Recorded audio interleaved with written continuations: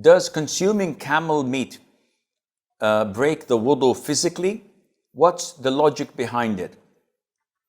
This issue is an issue of dispute.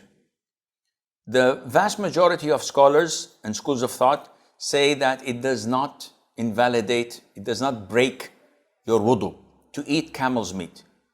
Only the school of thought of Imam Ahmad ibn Hanbal, the Hanbali school of thought, say that it breaks the wudu. And as you can see, there's a dispute among scholars. The majority say it doesn't, a school of thought say it does.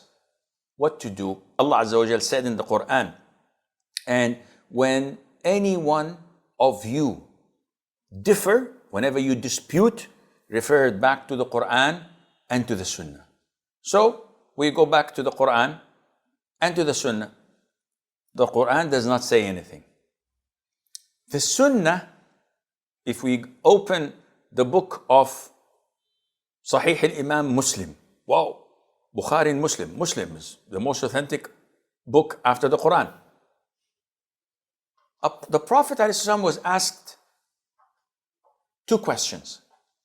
O Prophet of Allah, shall we perform wudu after eating mutton meat? The Prophet said, if you wish, which means that it does not break your wudu. If you wish to renew your wudu, good. And mutton meat is not raw, it's cooked. Then he was asked again, O Prophet of Allah, shall we perform wudu after eating camel's meat? And the Prophet said, yes. It's the same situation, two different questions, two different answers. So it is obvious to anyone who follows the Quran and Sunnah that camel's meat breaks your wudu. The question would be, why? The answer would be, none of your business. What do you mean, Sheikh? You're a slave, you're a servant of Allah. Allah tells you do this, you say yes. Don't do this, you said yes. You have to comply. Allah is not obliged to tell you the justification 1 + 1 = 2. And this is very important.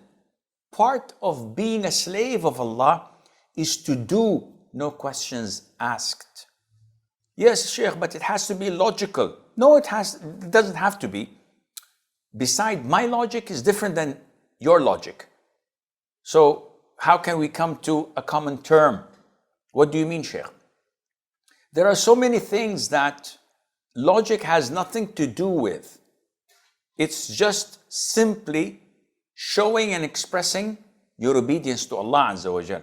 I'll give you an example. The gas I have in my stomach, if I burp, it doesn't nullify my wudu.